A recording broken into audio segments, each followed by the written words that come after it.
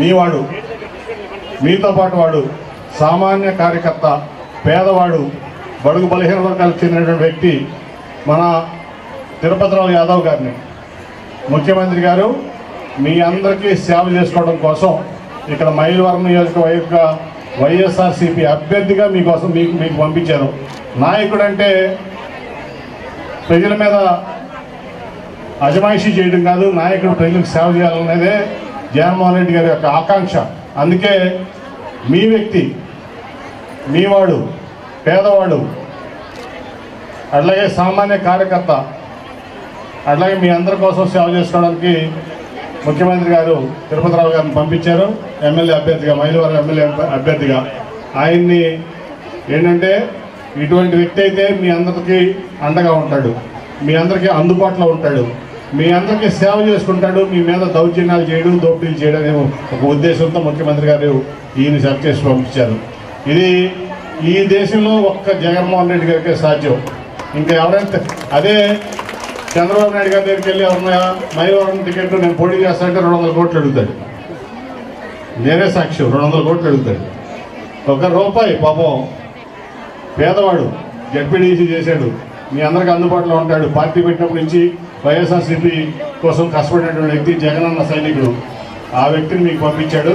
మీరు చక్కగా ఆయన ఆదరించండి. అట్లాగే జగన్ గారు మీకోసం నాకు చెప్పినట్టు 225 సార్లు 28 సార్లు మీకోసం బటన్ నొక్కేది ఈ 4.5 ఏళ్ళలో. కరోనా లేకపోతే ఇంకెక్కువ సార్లు నొక్కేవాడు. మళ్ళీ మీరు ఆయన అడిగేది ఏంటంటే మీరు ఒక్కసారి పోలింగ్ బూత్కి వెళ్ళి 2 బటన్లు అక్కడ నా కోసం అంటున్నాను, నొక్కుతారా? ఎన్ని నొక్కుతారు? ఆ 2 ఉంటాయి, లేదా ఎన్ని నొక్కుతారు? నాకు తెలిసి జగన్ గారి కోసం ఎన్ని నొక్కుతారు. ఇంకా ఇప్పుడు 2.5 లక్షల కోట్లు ఇచ్చాడు జగన్ గారు. మీరు ఎంపీకి ఎమ్మెల్యేకి 2 ఫ్యాన్ గుర్తు మీద నొక్కండి. మళ్ళీ 500 సార్లు బటన్ నొక్కి 5 లక్షల కోట్లు ఇస్తాడు ఈసారి మీకు. దాంట్లో ఎటువంటి సందేహం లేదు, 5 లక్షల కోట్లు ఇస్తాడు. ఇందాక పాపకి 5 లక్షలు వస్తాయి కుటుంబానికి, నెక్స్ట్ 10 లక్షలు వస్తాయి, డౌట్ లేదు. ఆర్థిక పరిస్థితి బాగాలేదు కానీ అది ఈసారి చేసేవాడు ఆయన. ఇప్పుడు ఆ కరోనా రావడం వల్ల ఖచ్చితంగా మీ కుటుంబాలన్నీ బాగుండాలంటే, మీరు బాగుండాలంటే, మీ పిల్లలు బాగుండాలంటే, మీ ఆరోగ్యం బాగుండాలంటే, మీరు సంతోషకరంగా ఉండాలంటే మన జగన్మోహన్ రెడ్డి గారి పక్షాన్ని మీరు నిలబడాలి. మిమ్మల్ని మీరు గెలిపించుకోవాలి. జగన్ గారిని గెలిపించుకోవాలంటే మిమ్మల్ని మీరు గెలిపించినట్లే.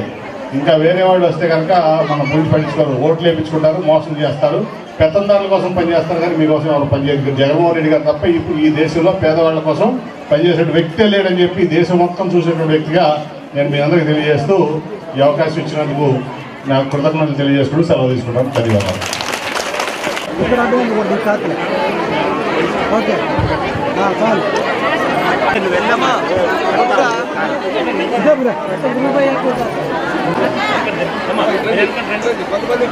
ఓకే ఓకే పర్లేదు అమ్మా, చూడండి